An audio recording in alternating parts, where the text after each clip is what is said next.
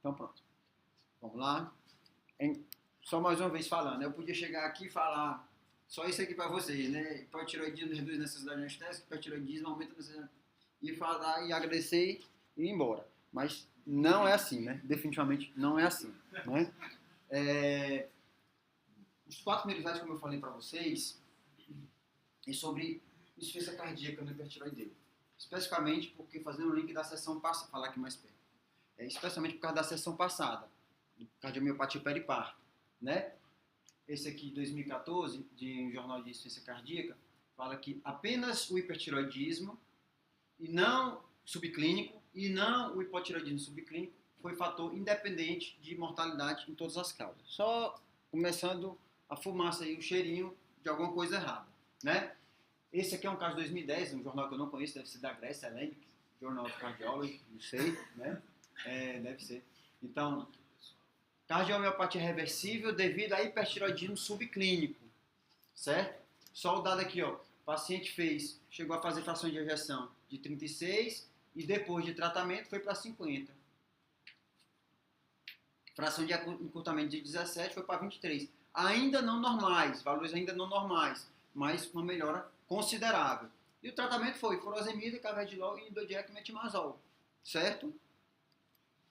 Bom, esse outro, engraçado é ele botar no paper isso aqui, né? State of Art Paper, né? Estado da arte, né? Mas cada qual com o seu auto-julgamento, né? O que ele fala? Ele fala que a diminuição da resistência vascular, a gente vai ver repetidamente isso, que acontece no hipertireoideu, leva a uma ativação do sistema renina-angiotensina-aldosterona e que todo mundo sabe, todo mundo fez prova de residência e sabe que isso está extremamente relacionado ao remodelamento cardíaco, né? Então, se você tem uma patologia que você aumenta muito o estímulo desse sistema de renina-angiotensina-aldosterona, você muito provavelmente vai estar relacionado a alguma alteração no remodelamento. E ele fala que o bloqueio da enzima conversora da angiotensina leva à prevenção da hipertrofia mediada pela tiroxina. Ele até sugere ter uma hipertrofia causada diretamente pela tiroxina, certo? Além de levar à prevenção de apoptose e miócitos. Nesse trabalho aqui, ele mostrava que 6% dos pacientes com hipertireoidismo desenvolviam insuficiência cardíaca congestiva e que apenas 1% era cardiomiopatia dilatada. E principalmente por um mecanismo ligado à taquicardia, né? Existe cardiomiopatia dilatada ligada à taquicardia. Pacientes que fazem acho que mais de 17 mil ectópicas, batimentos ectópicos prematuros por dia, eles têm predisposição a uma cardiomiopatia dilatada, tá bom? E além disso, esse outro trabalho aqui mostrou em 2012, 50 pacientes sintomáticos com sintomas de insuficiência cardíaca após o tratamento do hipertireoidismo. Esse cara mostrou que pacientes com hipertireoidismo fazem uma miocardite autoimune, como se fosse uma miocardite autoimune, né? Aí, antes de entrar no hipertireoidismo, no nosso caso de hoje, só chamar a atenção. Caso passado, e aí o que fica do caso passado? Paciente com cardiomiopatia dilatada periparto, né? E no final a gente lembrou da questão da alteração do TSH, diminuído, falando a favor de um hipertireoidismo subclínico. Eu só chego à conclusão que eu não chego a conclusão nenhuma, na realidade, né? Eu acho que pode ter sido um fator agravante, mas não dá para descartar nenhum, nem outro. Eu acho que a paciente, talvez o fato dela ter recidivado na crise de insuficiência cardíaca, talvez tenha sido um fator de contribuição. Até porque a gente viu naquele primeiro slide que o hipertireoidismo subclínico ele aumenta o risco de mortalidade. Então, assim, só ficar atento para pacientes com hipertireoidismo subclínico também podem desenvolver alterações cardiovasculares importantes. Tá bom? Fica primeiro esse recado aí. Pode falar. Uma curiosidade. O último consenso de fibrilação atrial da Sociedade Brasileira de Cardiologia, no caso da fibrilação atrial com hipertireoidismo, falou que o hipertireoidismo é um dos fatores de alto risco junto com o proximetário, ou seja, é igual ao de coagulação. O hipertireoidismo. Ele fala algumas coisas semelhantes, a gente vai já discutir isso aí. Então, o trabalho já não é tão novo, mas acho que foi o que mais completo, certo, em relação ao tema, certo? Falando que a tireoide, a alteração de tireoide leva a alterações cardiovasculares difusas, né? alteração do débito cardíaco, da contratilidade, da pressão arterial, da resistência vascular, do ritmo, né? Tudo isso aqui obriga a gente a fazer um diagnóstico e tratar, né?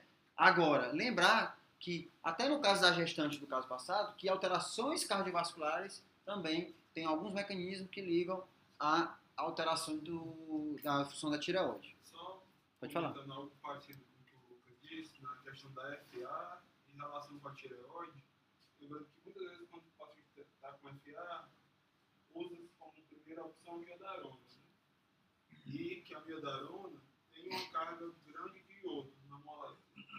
Então, pode levar a um hipertireoidismo como induzir um hipotireoidismo.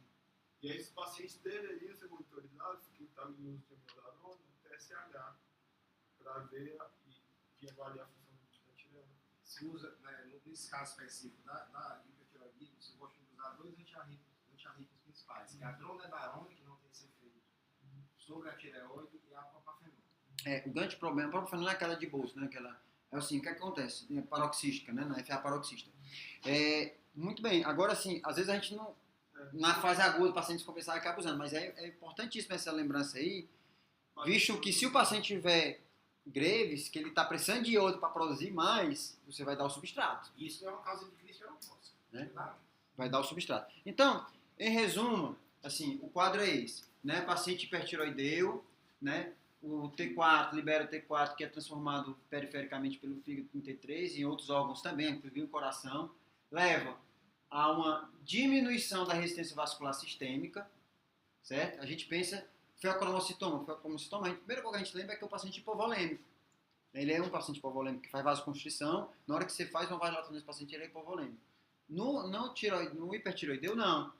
Ele faz vasodilatação, ele aumenta a diminuição da resistência vascular sistêmica, diminuição da pressão diastólica. Tudo isso leva a uma redução da perfusão renal, certo?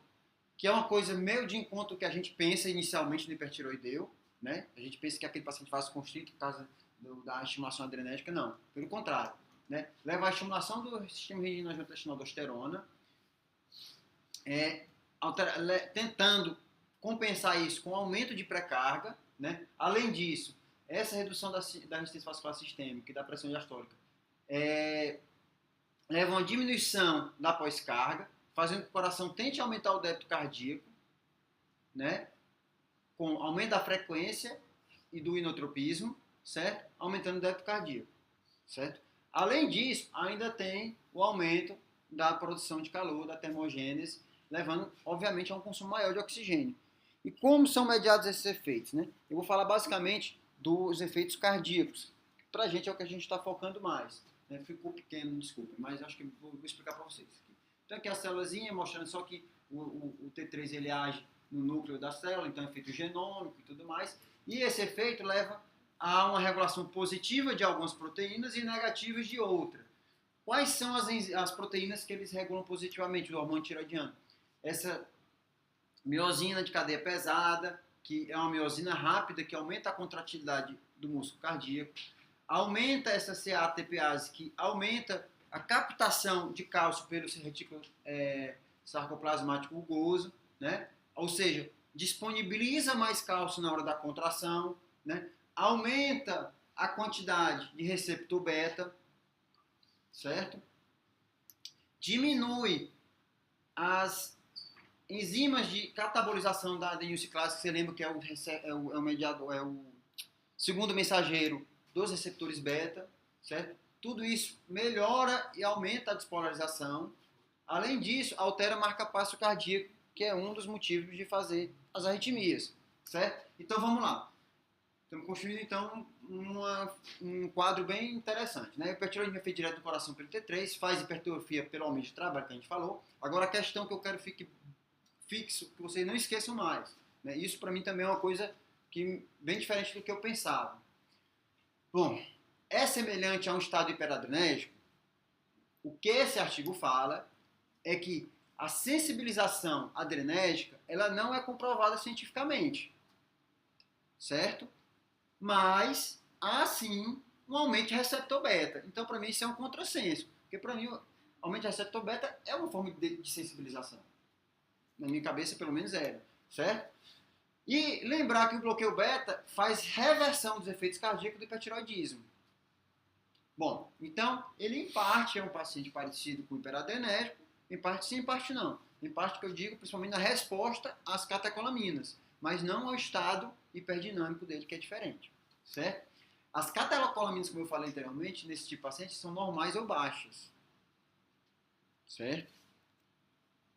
Eu botei em inglês para vocês verem o texto todo, ipsiliteres, né?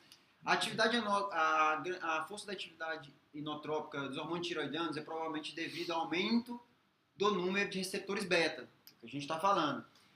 Catecolaminas circulantes, o nível de catecolaminas circulantes são, na verdade, o mesmo, né? Mas os proteínas G e os receptores beta aumentam. A sensibilidade do sistema cardiovascular ao estímulo adrenérgico não é mudada com os hormônios tiroidianos.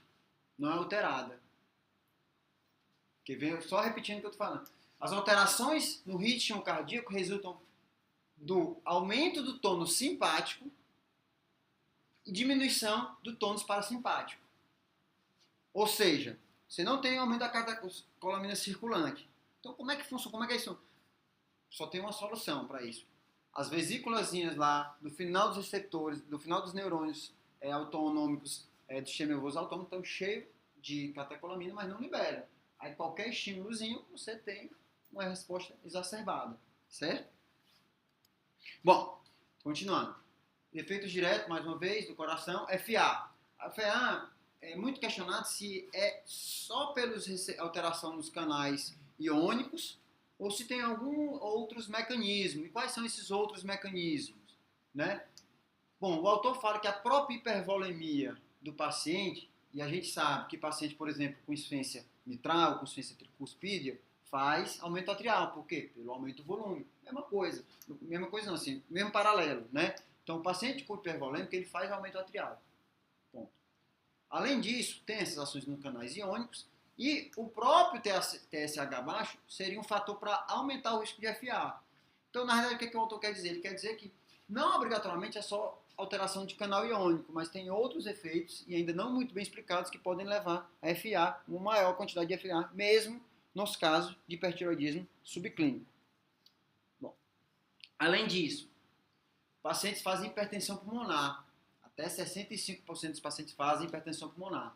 E aí, às vezes, o paciente hipertireoideu vem com você com edema, né, com edema de membro inferior, com aumento do fígado. Tudo isso já leva turgência jugular. Todos são indicativos já de uma falência de VD por uma hipertensão pulmonar.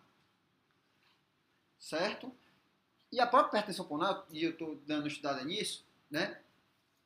O maior indicativo de hipertensão pulmonar no ecocardiograma é refluxo atrioventricular. Inclusive, a hipertensão pulmonar é medida pelo refluxo atrioventricular no ecocardiograma.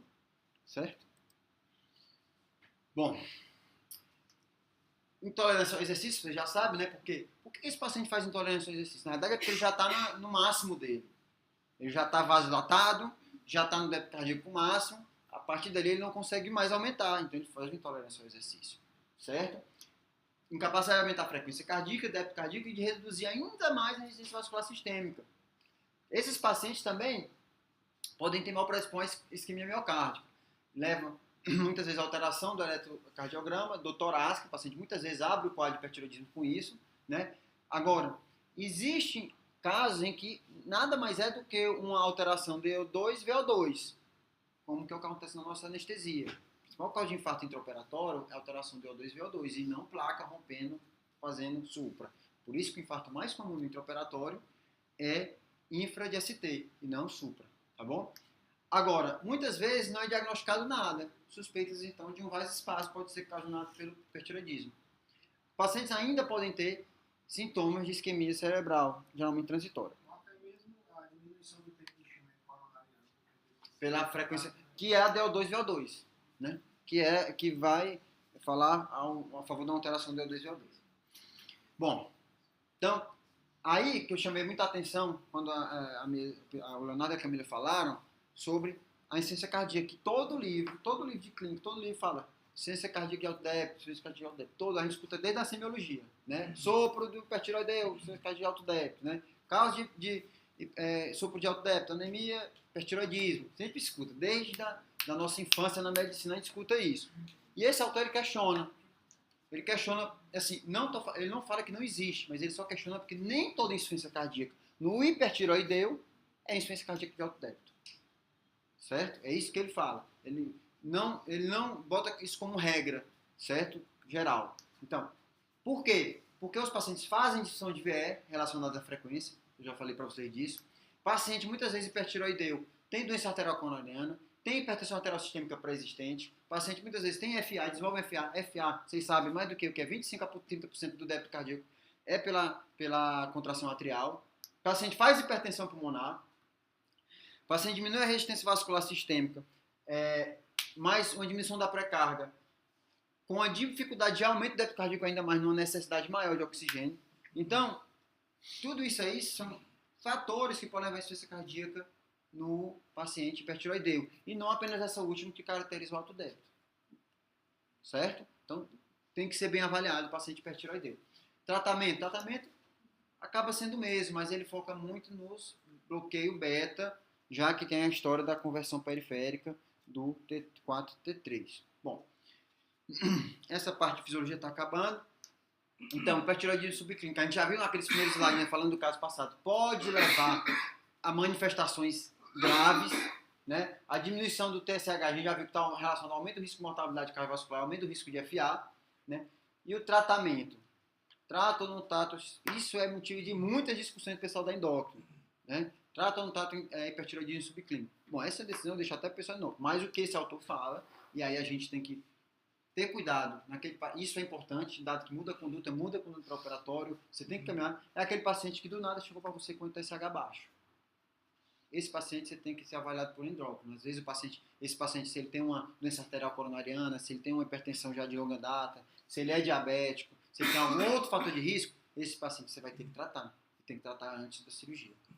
Porque uma descompensação desse paciente é bem mais grave do que no paciente jovem, rígido e tudo mais. Agora, William, eu vou falar assim, um pouco viagem, mas é fato. Às vezes o hipertiroidismo, no caso do hipertiroidismo, por exemplo, é tumor de ovário, câncer de ovário, tem que ser um diagnóstico, não é mesmo um clínico.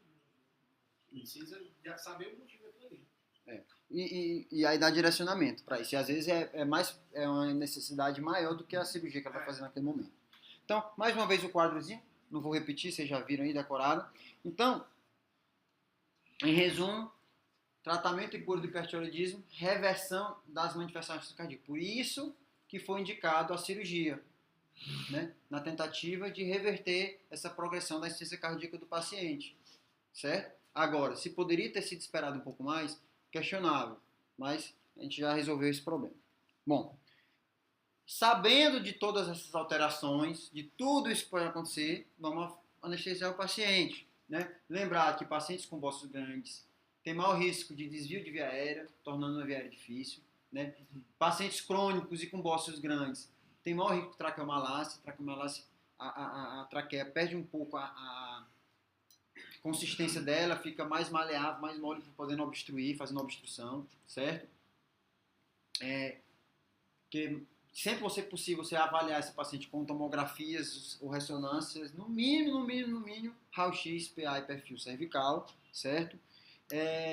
E pacientes com bócio grande, né? Que a gente acabou não falando, já que o bócio a gente não foi para esse lado, mas pacientes com bócio grande, o ideal é entubar acordado. Que se você faz um relaxante muscular nesse tipo de paciente, desaba a musculatura lá que está sustentando aquela bócio grande, que está fazendo com que o paciente respire, e aí você está numa situação catastrófica, em que muitas vezes você não consegue nem fazer a cripo cirúrgica. Né? Isso aqui não precisa nem entrar nesse mérito, porque sempre a cripo cirúrgica vai estar lá no último lugar dos seus planos, mas ela vai ter que estar. E no momento em que ela não está lá, por motivo anatômico, você vai ter que repensar esse algoritmo. Certo? Bom, já falei do tubo orotraqueal como alteração da integridade do nervo laríngeo recorrente, quer falar?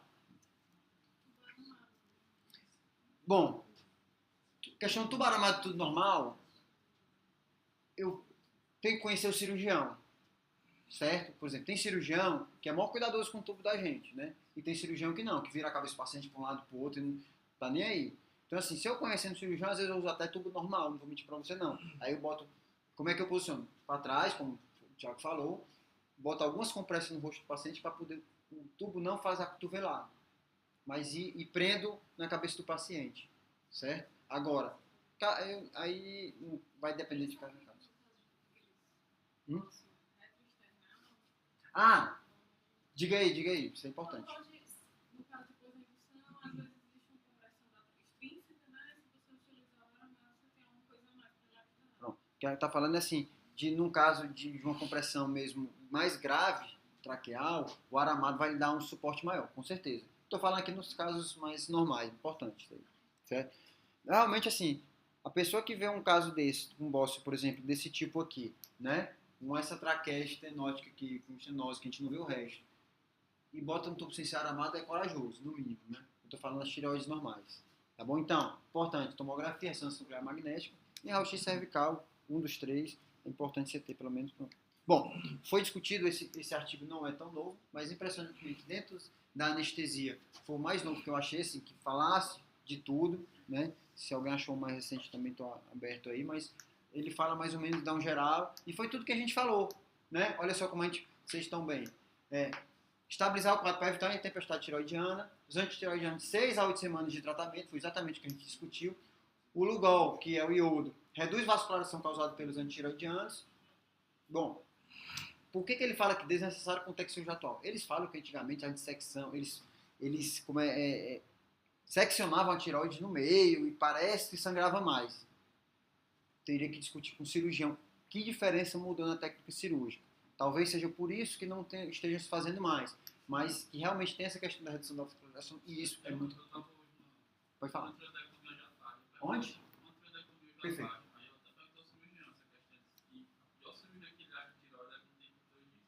Hipertiroidismo. Por quê?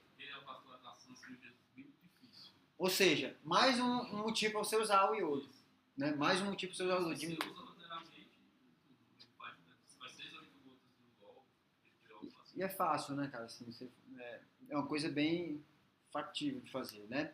Bom, laringoscopia indireta, a gente acabou também não discutindo, mas o ideal é que o paciente venha com a laringoscopia indireta, principalmente nos bossos grandes, porque você já pode avaliar a corda vocal, eles fazem aquele estroboscópio, né, laringoscopia com estroboscópio, que é para ver a função das cordas vocais, né?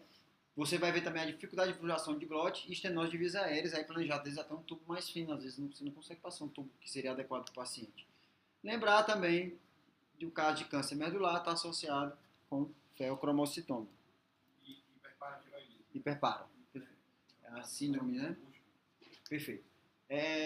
Bom, isso aqui, entrando no perioperatório, é um caso que teve de um paciente hipertiroideu sem controle adequado, que veio fazendo uso de metilmazol mais iodo, mas sem beta-bloqueador. A manipulação da glândula levou a um pico hipertensivo sem alterar o bis. Olha só, saiu de 142 por 88 para 202 por 110. Sim, semelhante até o que a gente viu no caso. Não vou nem questionar aqui se foi por efeito direto ou não foi direto. O fato é que o bis não alterou. Estava em 50 e permaneceu em torno de 50. E aí, o que o autor fez? Ele viu que não precisava mais de propofol. O fentanil falhou em reduzir a pressão. Aí ele fez um vasodilatador. A gente não usa prostaglandina como vasodilatador, mas aí ele fez um vasodilatador. E realmente é isso mesmo. Se você faz, o bis está normal, beleza, numa taxa, numa margem normal para anestesia geral. Você fez uma dose analgésica que você acha que é compatível com a cirurgia, certo? Está hipertenso, você tem que partir para o antihipertensivo. Não tem mais o que fazer. Tá bom? E não uma maior necessidade de anestésicos. Como a gente, às vezes, muito frequentemente já vai direto, né? E aí, mais uma vez, a gente também já discutiu isso, né? Farmacocinética e farmacodinâmicas alteradas. Na realidade, eu chego à conclusão, no final das contas, pelo menos o que a gente conseguiu ler, é que mais a farmacocinética do que a farmacodinâmica está alterada.